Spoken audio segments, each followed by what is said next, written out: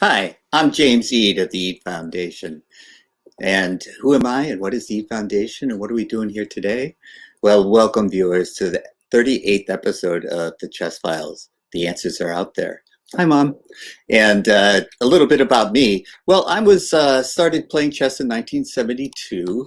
I was 15 years old, and by the time I was a senior in high school, I was able to win adult tournaments, and I thought I was getting pretty good. I became a FIDE master. What's a FIDE master? A FIDE master is a player who's strong enough to fight with grandmasters, but not strong enough to become one. So I turned my attention to chess organizations, chess organizing tournaments at Grandmaster and International Norm tournaments. And I also started writing books. The one that people have heard about is the Chess for Dummies. That was one of the best things that I have done in chess. And I've done so many things that in 2018, the United States Chess Federation gave me an Outstanding Career Achievement Award. So that's a little bit about me. Well, what's the Eade Foundation? The Eade Foundation is dedicated to building communities through chess. Doesn't matter what country you're from. It doesn't matter what language you speak. If you play chess, you're part of the chess community. And if you do not have the resources to start a program where you are, the Foundation will help you get started to form a community wherever you are, whatever country you're living in, whatever language you speak. It just doesn't matter. We can help you get started and build your own chess community wherever you are.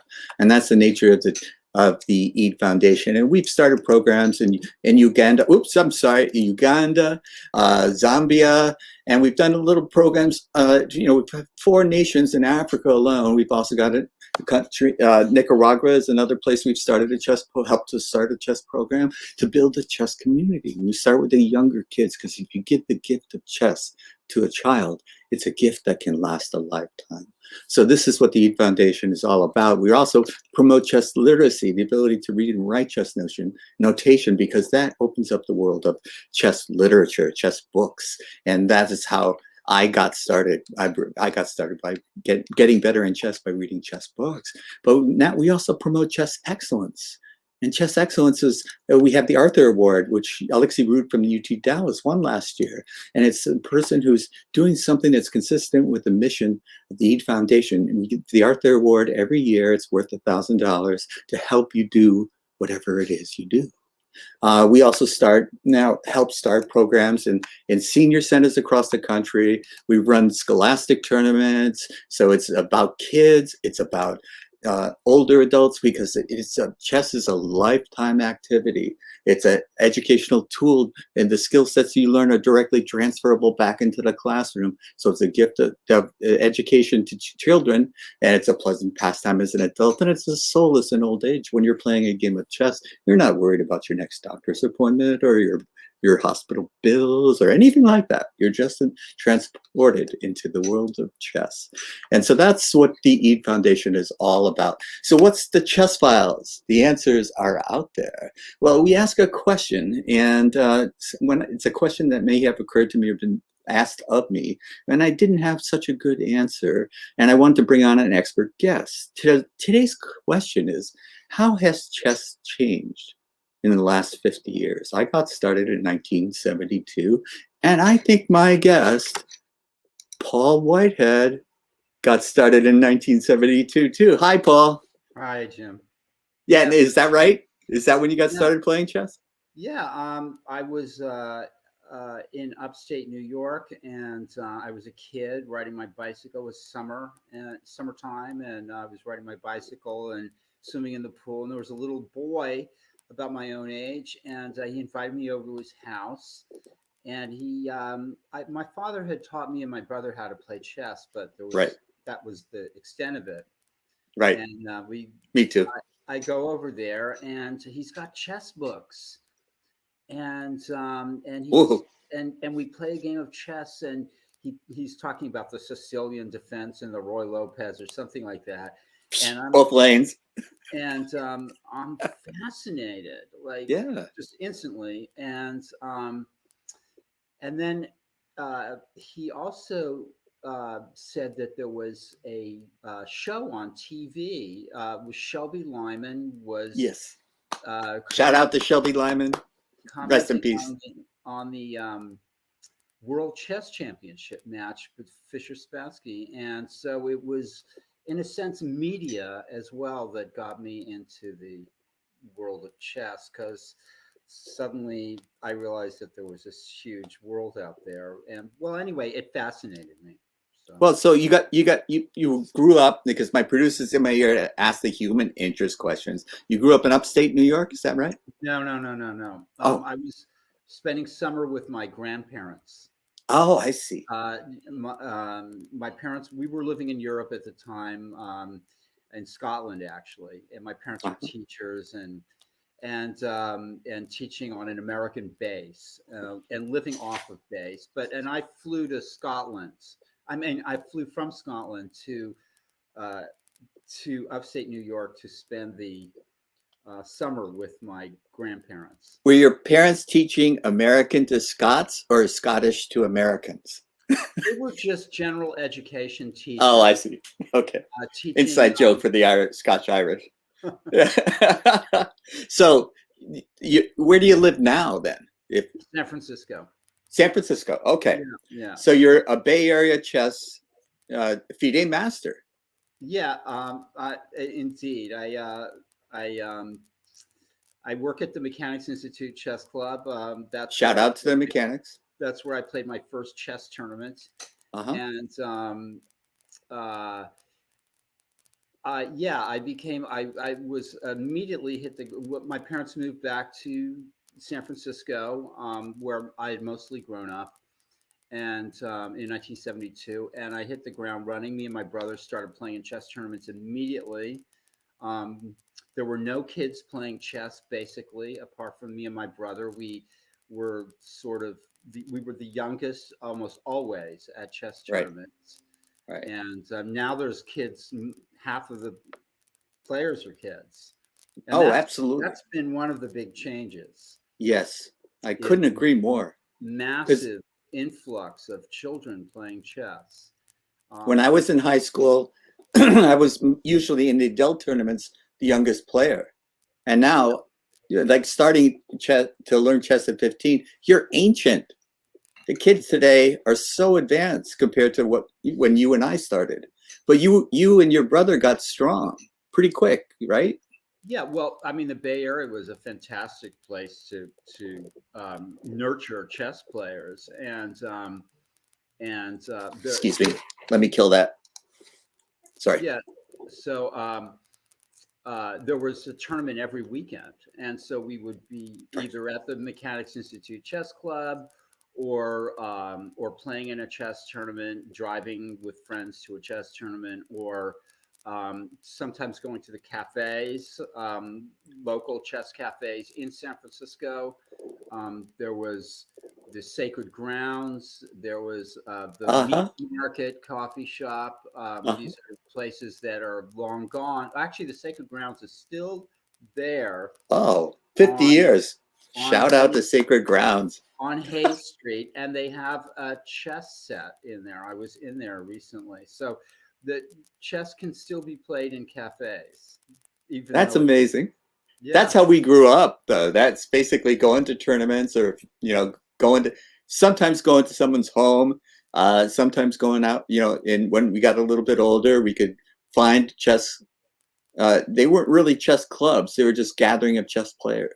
Yeah, I mean, one of my friends was Jeremy Silman, and I used to Oh, go over to his house all the time, and and he'd be studying chess and listening to the Tubes, and other like proto punk rock bands yeah, and stuff like yeah. that, and Well, he um, became an international master, and he's a fabulous author. I think yeah, yeah, yeah. anybody out there that reads a Silman book, go get one. I'm sure you won't regret it. So I was very very lucky to have a community like you talk Yes. about, a very powerful chess community here in the Bay Area that tolerated me and my brother's like impish and sometimes boorish behavior.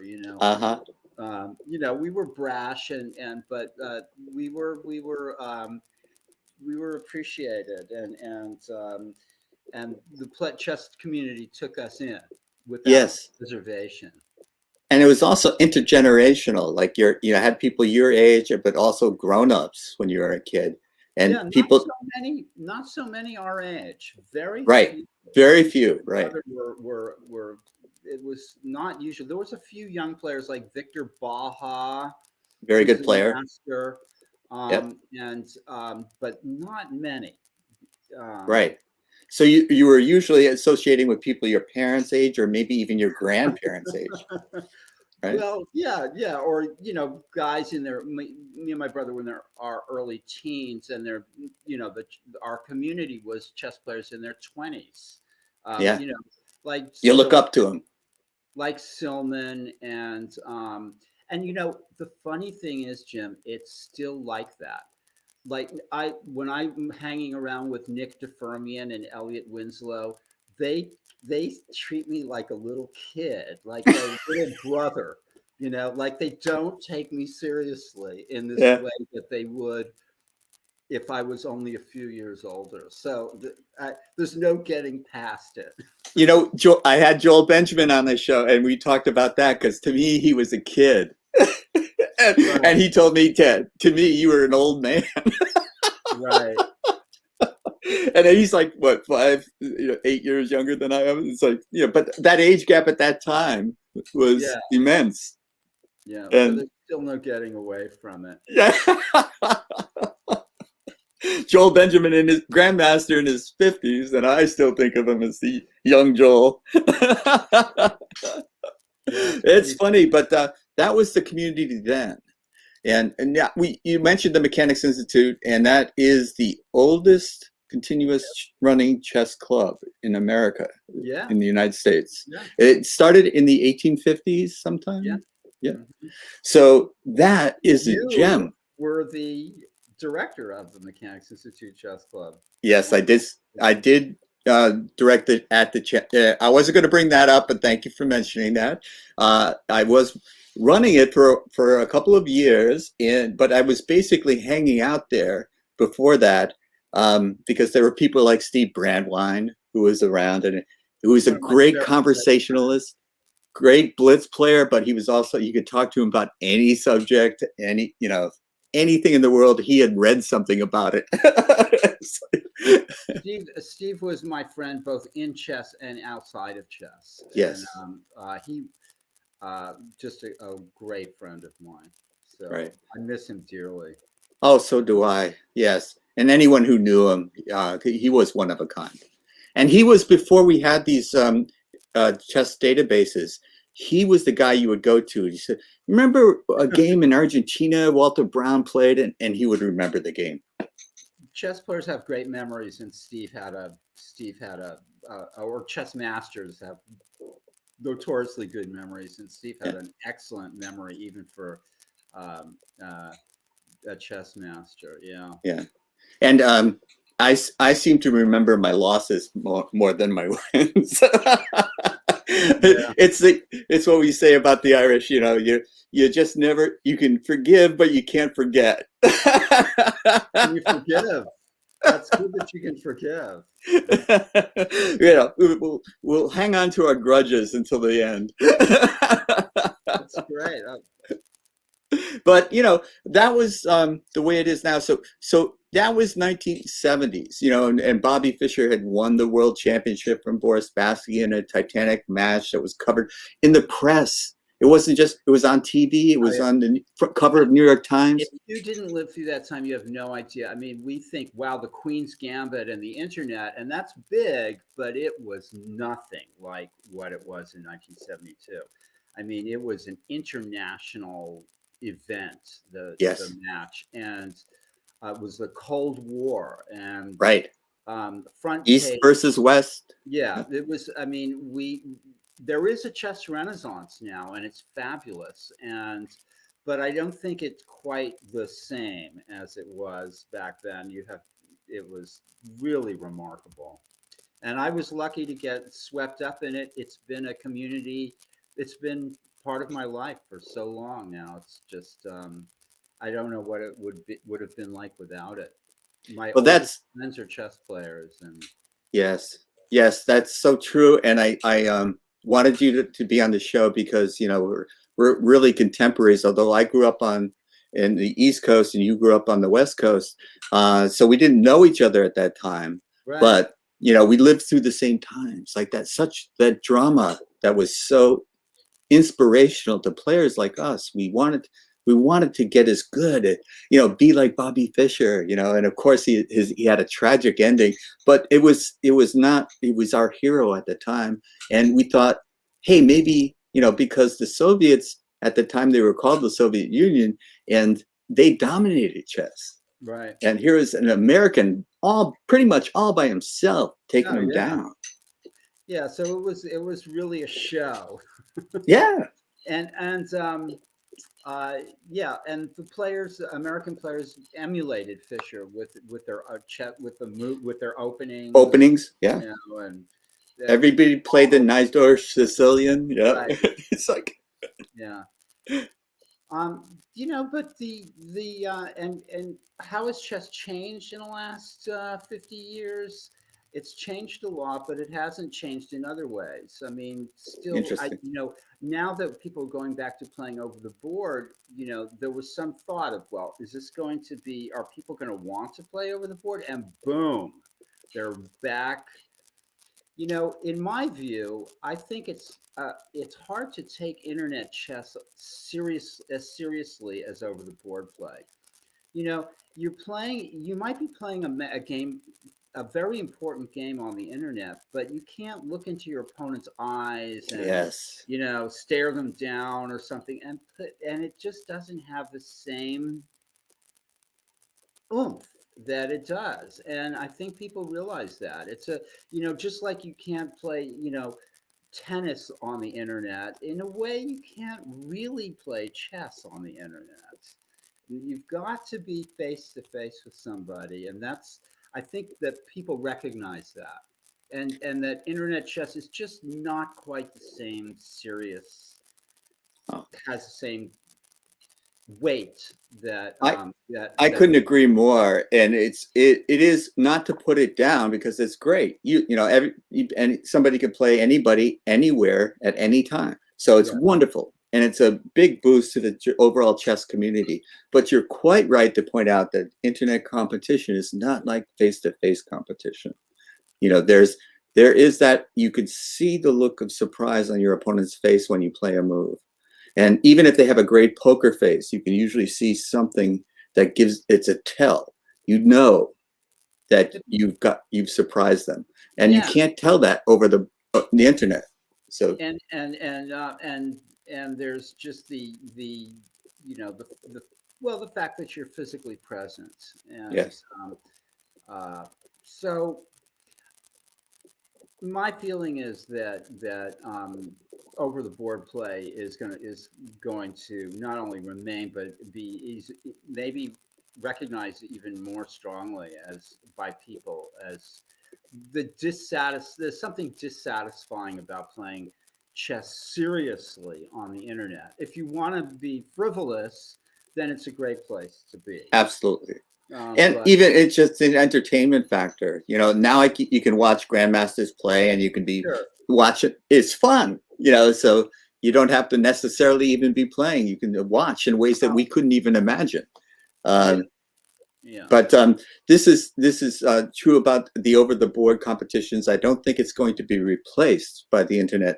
The over the board competitions are where you build this sense of community. You know, you. I used to go to a tournament and make a new friend. Yeah, sure. Yeah. You know, and that's It's not really as you could meet likely. you Yeah, could even meet the love of your life. Who knows? yeah, yeah. At And a that's chess tournament. changed too. In 1972, the presence of women was almost non-existent, and now That's right. women are everywhere. Yeah. Right, right. So that's been a very, very good, and the influx of young people into the game has been Yes, great. The quality of play, of course, has been a steady improvement, and I think there would be anyway, whether there was the internet or not. We're just seeing the evolution of chess. There's bound to be an improvement. Have computers helped with that? yes and no. I mean, in some respects, you know, uh, you have to know how to use a computer to help your chess along. For the super grandmasters, chess has a I don't know. I mean, I heard Sam Shanklin say, talking about his, all of his computers, hardware that he had at home, and it was very different from how we were all learning chess back in our day. We had bookshelves, Bookshelves, magazines. yeah, Yeah. bookshelves and magazines, and then get-togethers with other strong players, and tournaments were held once. A strong tournaments would, you'd see, you know, the top players would play once a month or once every 2 months or something Yes. like that. Now they're playing constantly. So, That's interesting. on the internet and stuff. So that's another way things have changed, and the quality of play has. I mean, we saw Kasparov just playing and getting killed, and Right. that's only after a small break from chess. I mean, these top elite players are so well trained now that um, you know, and they're maintaining that level by this constant computer um, uh, assistance and playing And the all the time. openings have been analyzed so precisely. Like I think that what Kasparov found out was opening preparation ain't what it used to be. You That's know, right. yeah, Yeah. and so and you can't give an advantage to a super grandmaster out of the opening. You know, Yeah, or have a gap in your knowledge that you can try to improvise over the board, because right? these are young players now um, with tremendous memory, of course, but they're also in cutthroat competition with each other in All the time, right? all the time. So there's no margin for error. I mean, Right. uh, I asked Mamajirov, when he was at the mechanics, I said, because he's 30 plus, I think. And I said, and he constantly is traveling and playing chess. And he said, this is my life. This is what I do. I play chess all the time. Wow. It's just not, there's no stopping it. And that's a sense that you get from these players, that they, all of the top players now are, there's a, I'm not going to say one dimensional, but there's not room for them to do much else to stay at that level. You don't have the pianist chess player, or or the stamp Right. collecting chess player, or Right. whatever it was. Now you just have the chess player, and Or that's the 40-hour work, 9 to 5 worker chess player. The yeah, weekend warriors that can't compete. right. No, that's true. Yeah. So Yeah. Kasparov found that out to his, I Probably mean, shock. I know it's just a blitz match, and he's an older man, but it's the lines are drawn here. Yes. And, And we used to think that in 1972, we would think that you kind of peaked in your 30s because by then you would have enough expertise and you would have enough experience. And you still had the vitality of the young youth so that you could spend hours of concentration and then wake up and do it again. And so you didn't get fatigued the way people my age get fatigued. And yeah, so even after 4 hours of an intense game, I start to lose my ability to calculate. oh yeah, Yeah. And to do it again the next day, it's too much for me. But so we used to think we peaked in their 30s, but nowadays they're peaking younger and younger and younger because they're getting all that experience when we were just getting started. right. Yeah, it's a different ball. It's a completely different Yeah. ball game. It's like we were talking about right beforehand. I mean, the strongest players back in our day were, you know, chain smoking Russians in their that died in their 50s. Petrosian, um, Tall, and Stein. Poluyevsky. All these these incredibly talented players. But now it's young computer nerds. you know, Yeah. you, it's a com- It's the revenge of the nerds. yeah, it's No, revenge of it's the nerds. But also I think that it's not necessarily that the current crop of players are more talented. I think that there's a different kind of training going on now with chess players. I mean, I've played young players that are up and coming players. I'm not going to boast, but I beat Josiah Stearman a couple of years ago. He's now an international master. He was a 20. He was my rating, 2350 at the time, and they getting all their stuff from computers. But we were well trained back in our day. I think in terms of um, our understanding of chess was just as good in a way. It's a master's understanding of chess, and it's not something that you can just pick up by owning the fastest computer. You have to have an aptitude and a chess mind. You have to right. have the chess mind. Yes, I think that's true. Some people have it and some people don't. And it's a little independent of like how you do in school or how you do in sports or other activities. You could be basketball smart, you can be, and you can be chess smart. You just wired the way that you understand it. And those players it's kind of like it's a nature nurture thing. If you're born with that advantage and you nurture it, then you become a very strong player. But let me ask you this, because I was a talented, for the times, a talented player in high school, but I made a quantum leap when I went to college. My first semester, I got to play regularly with international master Danny Kopek. Mm. And we played countless blitz games, and both Danny and I thought 5 minutes took too long, so we played 2 minute chess. So I don't know how many times, but he would play his Kopek system, and I would make errors and errors and errors, and then I would fine tune it, and then I got to where I could hold my own against his system. And but I got so much stronger by playing against him, analyzing with him, talking to him, because he was a 2 levels ahead of me, three, and I just got better and better just by playing with him. And it was so nowadays that was a rare opportunity for me, and that was nowadays they have coaches, and Right. Coaches we were didn't know what were coaches were. known. Right. Yeah. Nobody could make a living teaching chess. No. Now they can. And now you can, yeah, be coached by a grandmaster from Azerbaijan while you sit in your room in Texas.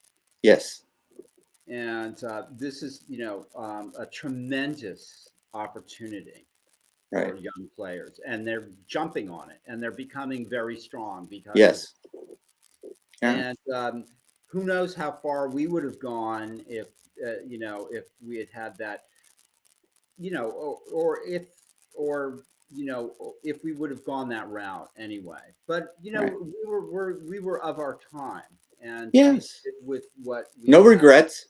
No We had, regrets. we had, we were did what we could with the tools that we were given. Right. And if I look back at my chess career, I reached a certain point and then didn't want to go any further. I knew what it took to become a stronger player, and I did not go that way. I I continued. made the same decision. My chess petered out, and I was, kind of like I stopped playing seriously, and because I didn't want to put in the work. And it takes a lot of work. So It these does kids, take a lot. even though they're getting training and they have chess engines that help them, all of that kind of stuff is stuff that we didn't have, but it still takes work. It still takes Absolutely. enormous amount of work. It takes it. So tip of the hat to every kid out there getting strong. Yeah, you need to. I mean, it helps to get a start when you're young, but on the other hand, there are late learners like Sam Shanklin. You know, and Grandmaster, he's a one of the world's elite players now, and he just former advanced. U.S. world champion, national champion. I Yep. think he's just advanced into the third round of the World Yes. Cup by beating Jabava, and he's a player that was a late bloomer, and it just goes to show for the rest of us that it's possible. Yeah, And who knows what is possible for human potential? It could that's be correct. there could be a 70-year-old world champion one day, Maybe. and because who knows? Yeah, with all the bioengineering going on, they could be just the fountain of youth could be around the corner. Yeah. Watch out, you youngsters! You Yeah, know, we're coming back. We're coming for you. But the, the it's more part of things what's changed.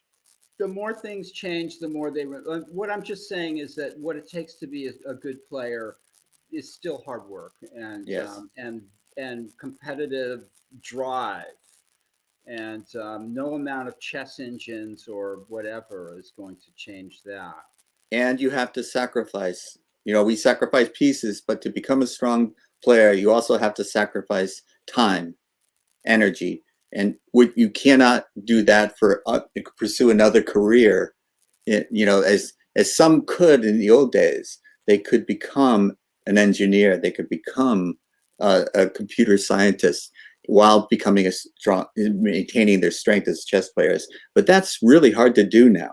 I think you really have to become the dedicated chess professional. Yeah, the world champions were all professionals. I mean, Correct. Tal was a journalist, but he was writing Yeah. about chess, which is Yeah. probably helping his chess. All right. Um, and so, you know, I look back at these.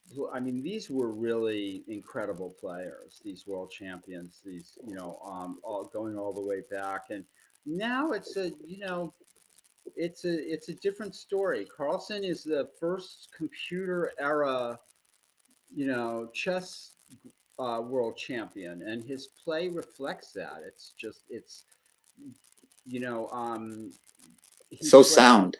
he plays. Somebody was saying, you know, that who is it? That Fisher had somebody had only played a certain like 10 games in his life that went over 80 moves or something like that, whereas Carlsen has played already 100, you know, games. So he's willing to just sit it out and play move after move after move of, you know, marginally better chess than the other guy, you know, and then win in the end. It's Yeah. really remarkable. It's a different game. And it's true. It's one of the basic tenets of chess that, you know, 40 moves, good moves, can be ruined by one bad move. Right. And to play 100 moves without making that one bad move, that's Yeah. astounding.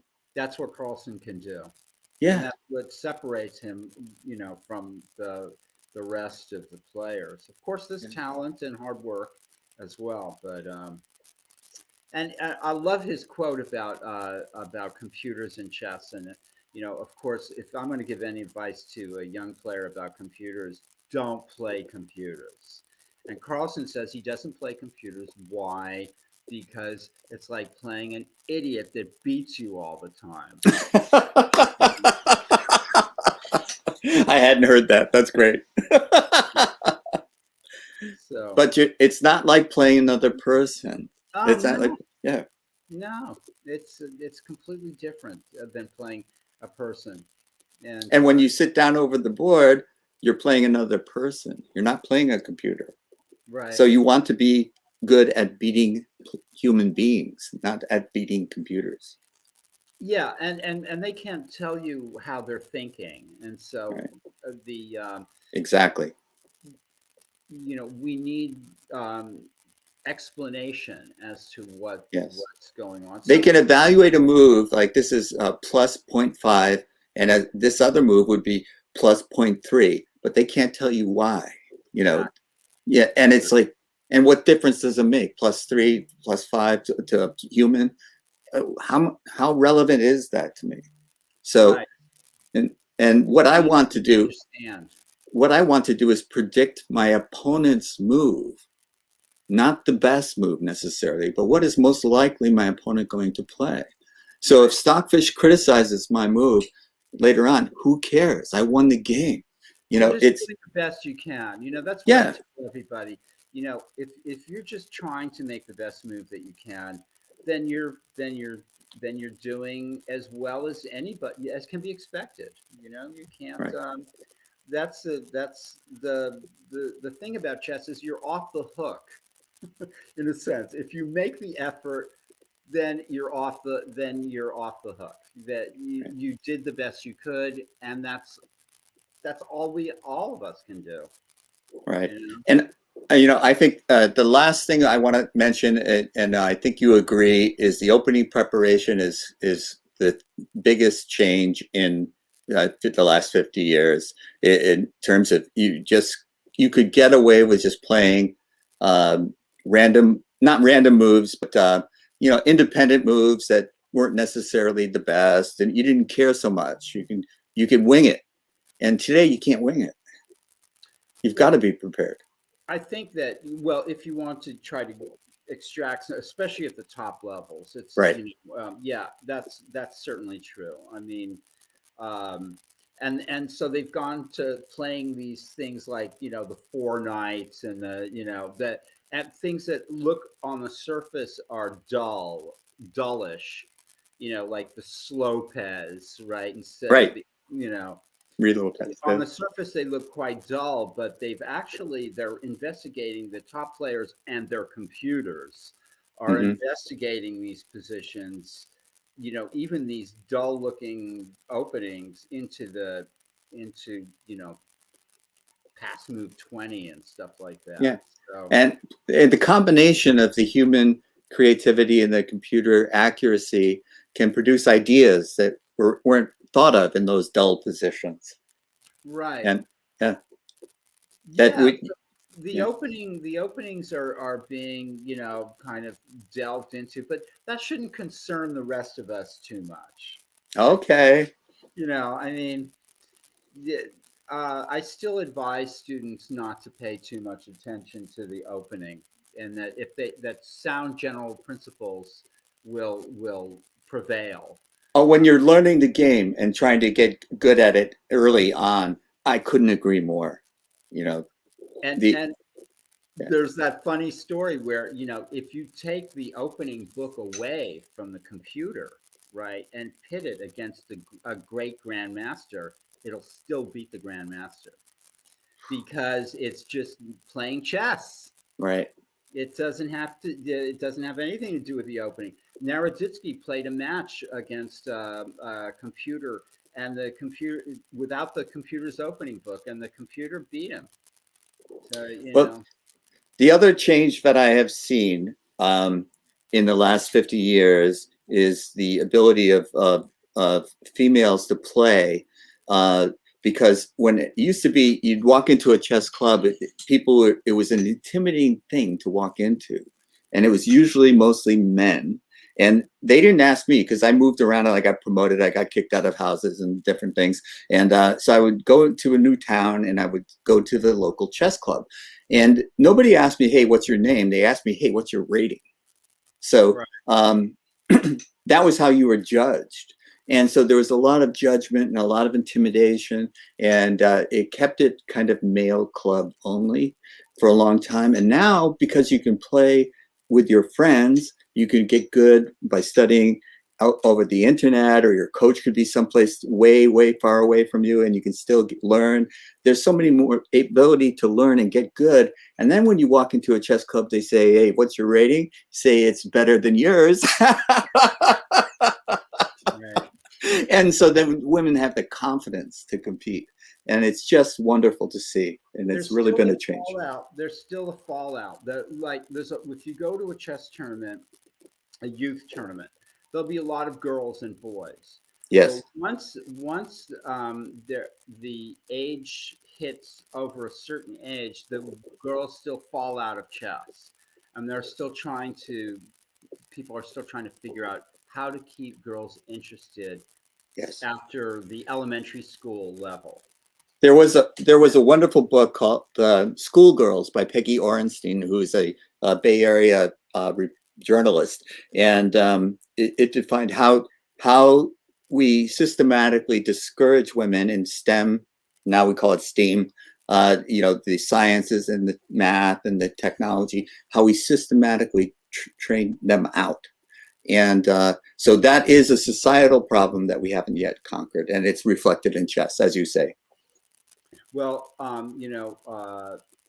it's definitely encouraging to see all the women that are playing chess now. It's a completely different chess world than the one you and I were playing in. Yes. Um, I was actually lucky to play some of the top women players in the United States. At the time, I played Diane Savoy at a tournament game, Mastered.